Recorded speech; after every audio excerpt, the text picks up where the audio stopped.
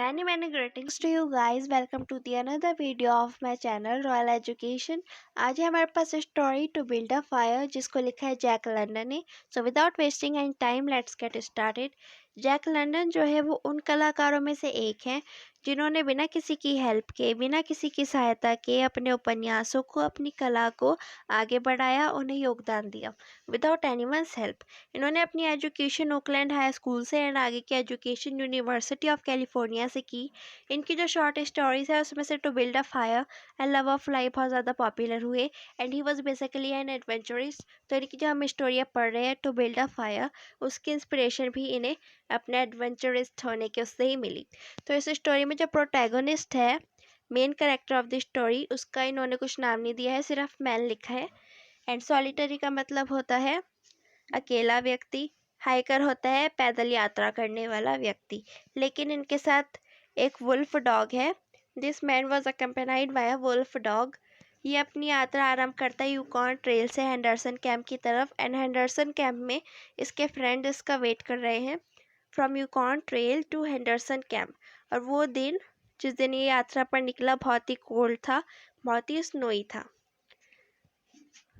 तो ये solitary hiker एक जोखिम भरी यात्रा पर निकल पड़ा. उसने अपने मन में सोचा कि अगर सब कुछ ठीक रहा, बीच में कुछ बाधा नहीं आई, मुझे रुकना नहीं पड़ा, तो शाम को 6 बजे तक मैं अपने दोस्तों से मिल जाऊंगा. उसकी चीक बोन्स थी जो उसे पता था जल्दी फ्रीज हो जाएंगी क्योंकि बहुत ठंडा दिन था वो. लेकिन उसने उस बात की परवाह नहीं की. उसने बोला कि एक ठंडे दिन में अगर किसी इंसान के पैर भी गीले हो जाते हैं तो वो उसको सह नहीं पाता. लेकिन उस दिन 0 से नीचे था टेम्परेचर, 75 डिग्री सेल्सियस. 0 से नीचे 75 डिग्री सेल्सियस पर तापमान था उस दिन. तो कुछ समय के बाद उसने सोचा कि मेरे को लंच कर लेना चाहिए. तो वो रुका, एक जगह पे बैठ के उसने लंच किया और आग जला दी खुद को गर्म करने के लिए क्योंकि बहुत ठंडा दिन था वो. जो उसके साथ डॉग था, वुल्फ डॉग, वो भी आग के पास बैठ के गर्माहट का मज़ा लेने लगा. देन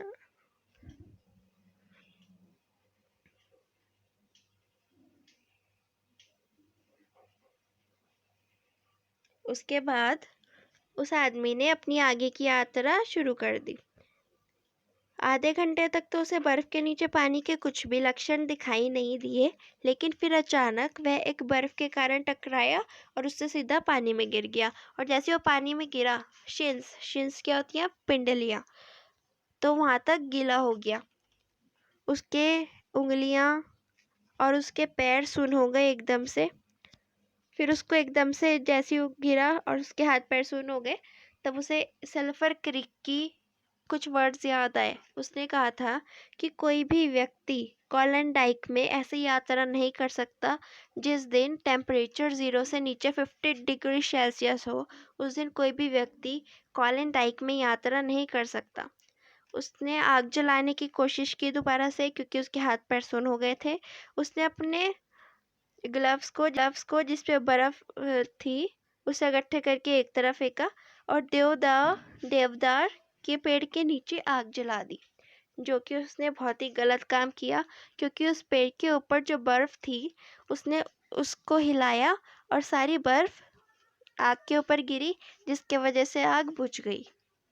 जैसे उसने पेड़ की झाड़ियों को हिलाया, बर्फ झाड़ियों पर से गिरी और आग बुझ गई.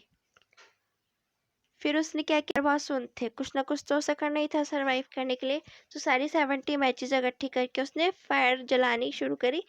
लेकिन ऐसे में उसने उसे दोबारा से बुझा दिया. उसके हाथ पैर अभी भी सुन्न थे, फिंगर्स उसकी अभी भी सुन्न थी और वो फायर बुझ जाती है. फिर उस कुत्ते को देख के जो उसके साथ था, एक अजीब सा विचार उसके दिमाग में आता है.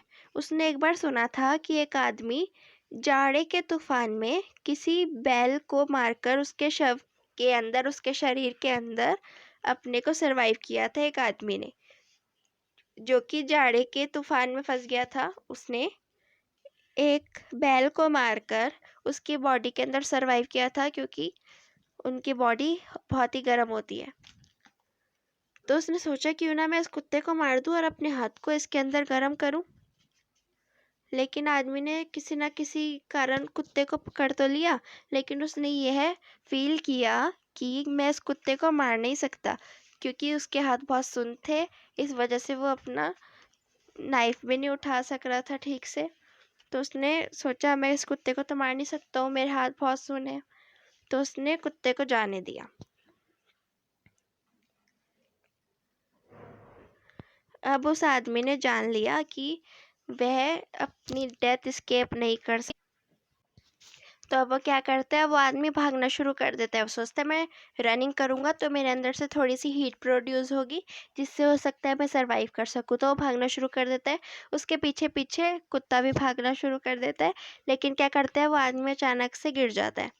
वो फिर से उठता है और फिर से भागने लगता है। पहले पहले तो उसको बहुत अच्छा लगता है आदमी को उसको, लेकिन धीरे धीरे उसकी सहन शक्ति उतर जाती है। फिर वो गिर जाता है और आगे नहीं बढ़ पाता। फिर से वो एक बार जब वो उठ खड़ा होता है दोबारा से गिर जाता है।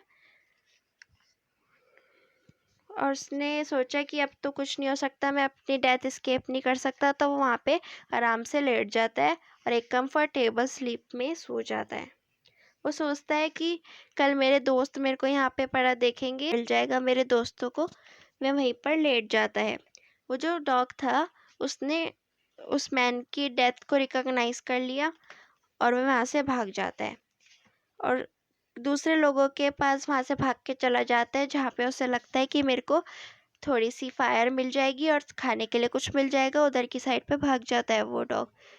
जब वो रिकॉग्नाइज कर लेता है मैन की डेथ तो वहाँ से भाग जाता है उसे छोड़ के दूसरे आदमियों की तरफ, जहाँ पे वो सोचता है मैं सरवाइव कर पाऊंगा, मुझे खाना मिल जाएगा, मुझे थोड़ी सी फायर मिल जाएगी। अब मैसेज देख लेते हैं उस स्टोरी का क्या है। जो राइटर है हमें इसका वीर भाव दिखाना चाहता है प्रोटैगोनिस्ट का, मैन का, लेकिन एट द सेम टाइम वो हमें बताता है, हमें एक अच्छी सलाह देता है कि वे चाहते हैं कि हम अपने प्रेजेंट के जो हमारे काम हैं हम उनके परिणामों को पहले करने से पहले हमको सोच लेना चाहिए, उसके बाद किसी काम को कर लेना चाहिए। हमें उसको सोचने की क्षमता हमें अपनी विकसित करनी चाहिए। हमें जीवन में कुछ भी करने से पहले हमें उसके परिणामों के बारे में सोच लेना चाहिए, तभी उसको करना चाहिए। जैसे कि इसमें उसे पता था कि आज बहुत कोल्ड डे है और मैं सरवाइव भी नहीं कर पाऊँगा। जैसे कि उसे पता था उसकी चीक बोन्स जल्दी ही फ्रीज़ होने वाली हैं, लेकिन तभी भी वो उस दिन निकला वहाँ से। और अब हीरोइक डीड तो है उसकी, लेकिन उसको जब पता था कि ऐसा हो सकता है तो उसको ऐसा करना नहीं चाहिए था। So this is what the story to build a fire. Thanks guys for watching this video. If you like this video then do like, share this video with your friends and subscribe to my channel.